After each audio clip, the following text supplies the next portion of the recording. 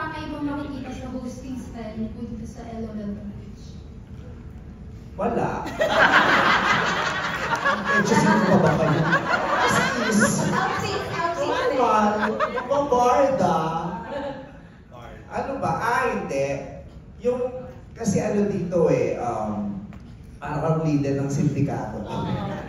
So meron akong kailangan kong mag-provide ng a different level of suspense and excitement. Yung mga on the spot cliffhangers ko nasa-stress sila.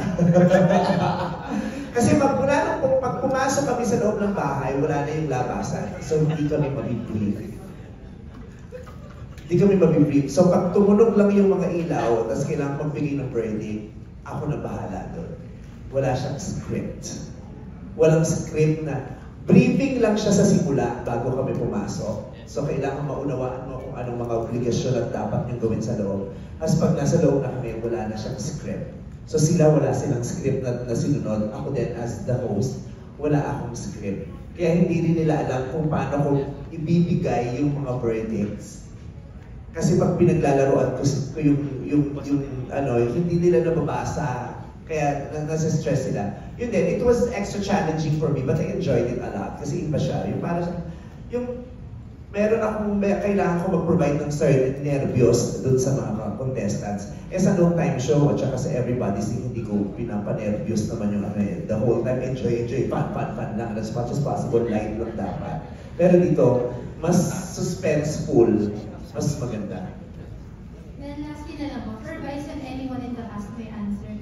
Sa panahon po ngayon, in general po ito, ano sa tingin niyo yung challenge pagdating sa pagpapatawa or sa paggawa ng comedy? Sa panahon ngayon? Daming challenge. True. Actually, ngayon yung pinaka-challenging time para sa mga comedians magpatawa. Especially kung, sabi ni Meme Vice, iba yung brand ng comedy. Parang yung audience ngayon may sita sa bawat brand. Merong hindi yan. So instead, wala nang natira. Wala nang natira. Kasi lahat yan hindi pwede yan, hindi ganyan. Tapos wala nang gustong matira. Correct. So hindi mo na alam kung may napiplease pa ba tayo? Kasi or hinihintay nyo na lang may masita kayo. Parang ganun yung pakiramdaman. Although I'm not saying in general na ang hirap nyo ng i-please or ang hirap na natin palang i-please sa comedy ngayon. It's just that more people are opinionated right now. And to each is its own. So maybe tama si Meme Vice what's funny for me might not be funny for you. So iba-iba yung target audience natin. Ang hirap lang pag nag-generalize na bad comedy. So I mean, pag nafi-filter, may napanood akong stand-up comedian na gusto ko lang i-share na sinabi niya is actually ang mas pinaka-nakakatawang comedy is when we're talking about truth. Pag pinag-usapan natin ng utot ngayon, nakakatawa kasi totoo yung utot. Pero pag hindi totoo yung pinag-uusapan natin, hindi siya nakakatawa. It's make-believe. So, siguro may nasasaling lang sa atin.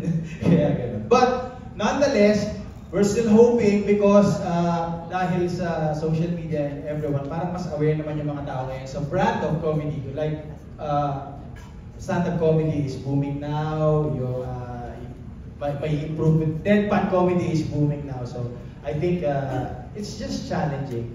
But as comedian, ini-enjoy pa rin namin kasi gusto namin nag-enjoy yung audience. Kasi teatro daw siya. Kanino, jowa. If I want to add, may I add in something? Go ahead. Kanina it was asked on round table na natatakot ba kayo about cancel culture? I think Gerald already touched on some things about that. Pero I think Vice being at the helm of this show, and he's constantly in hot water because of what he's saying about particular social issues. I think makamahas maging, more than comedians, we are artists on different levels. We can sing, we can act, we can dance.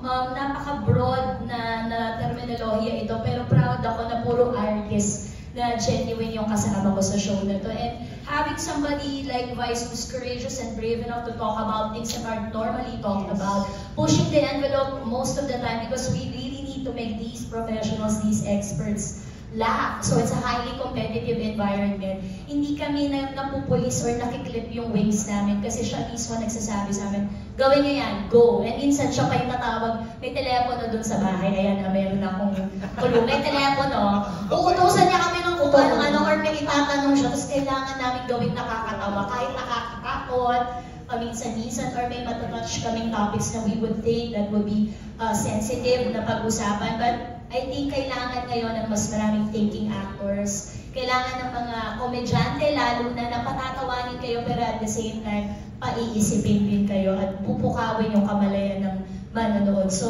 salamat sa pagkakataon na ito sa Prime Video at saka na mapagsama-sama nyo kaming lahat kasi we get to showcase exactly that we're brave and courageous to do our comedy regardless of cancel culture. May gusto rin ako i-add, kasi kanina you asked kung ano yung bago sa si Meme Vice yung nag-host, ang dami niya lang ginagawa. Kanina din kasi nasagot na rin yun dun sa pocket press ko din kanina na meron kasing ginawa si Meme dito na walang script, di ba? Papasok siya. Na hindi lang kami ang kinabahan. Pati ang crew, pati ang lahat, everyone, sina Direk. Kasi grabe, siya lang yung nag-isip kung anong gagawin ko sa situation na yon. At dito niyo talaga makikita kung gaano siya gagaling sa craft niya. So, yun na. Abangan niyo. Yeah. Alright, so actually that's all the time we have for questions. So very quickly lang, I'm going to ask every member of the cast to please invite our audience to watch the show. Very quickly, yes, please. Start tayo with the thing. Ayan, sa July 4 na po yan. Okay. Huwag na daw. Dependence ko na lang kayo sa GC.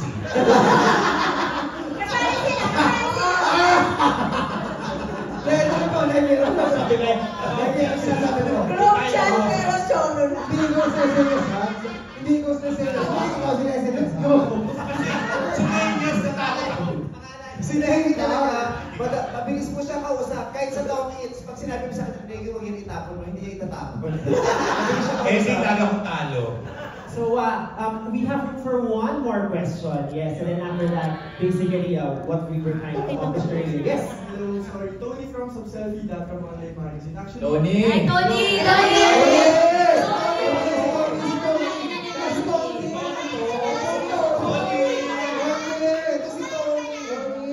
Guys, isang bagsak para kay Tony, oh. Okay. Diba na isang bagsak para kay Tony, sabi na well, actually, this goes for the showrunners. Kasi hindi pa yata natakal, but I'd like to ask on the complexity of the production. Maybe you can share direct and the Ano yun? showrunners. Sexy namin may interpreter tayo sa reflection. Hindi niya kasi sinabi sa GC eh. But yun, siguro on the production side, kasi this must be a huge na production given by yung top 10 comedians, and of course si Meme being the dean of the comedy in the Philippines, kung may ganun na. So for the showrunners, how big the production is, budget, yung overall production, you can share with us. budget.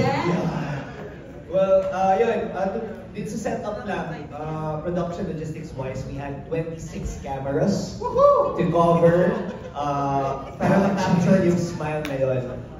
There's a total of 300 crew who work on this project para mabuo siya. And to be fair nga, ako pinadala ko ng Prime Video to Mexico para panoorin yung LOL Mexico. And I'm very proud of LOL Philippines kasi kung hindi ba natin napantayan, ako super proud ako sa brand of comedy that we have. Paglaban natin siya across 23 territories na may LOL. So, seryoso inaral ko sila inaral ko yung ibang territories and it's very different when it comes to Philippine comedy. So, yun sa technical mo, Inaral niya ang mga territory. Sa kanino talaga ang West Philippines. Diba, sabi ko sa inyo. This is a fact. Si Vice na ang host na from LGBTQ. Yeah, so we'll have our other showrunners answering the same question. So how was the whole production undertaking like for Okay, this show? So ang hatian namin, because we're co-showrunners, so Dove really took care of the technical and creative, but the cast and everything else, I am his backup dancer. So I think the most challenging for us is putting together the cast. Because you have to consider so many comedians. I mean, we didn't have any other option but to get Vice as the host. Siya talaga. Wala talagang iba, si Vice talaga. Now, of course, the 10 contestants, we really needed to look at each and every one to make sure na iba-iba sila. To represent all kinds of comedy, to represent all brands of comedy. Because that was very important. Katulad na sabi ni Vice, iba-iba naman talaga ang take ng comedy sa ating mga Pilipino. Merong physical, merong salita lang, merong expression, pero importante sa amin na mabuo yung cast na talagang magkakaroon ng chemistry because that is where the comedy will come from. Right? Otherwise, dapa kung hindi mag-gel yung sampo. So I think that was very, very crucial. And of course, dealing with each one of them. Kasi iba-iba sila eh.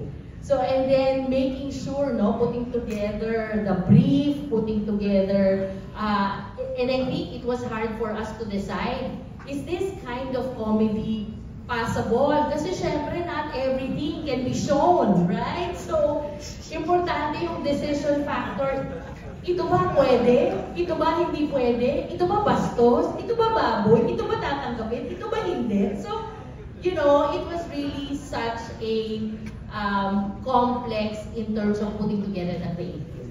But, because of all of them, and because given this chance not to speak before you, we really would like to thank Prime Video for trusting us. It's not a very easy endeavor. We actually built, ground up everything, the technical was really ground up. So, months of planning, and I think yung value ng months of pre-prod, na ginawa namin, and then we came to the actual production. We were given so much support by Prime and so much leeway also, so that the comedy that we wanted as Filipinos lumalabas. So I think that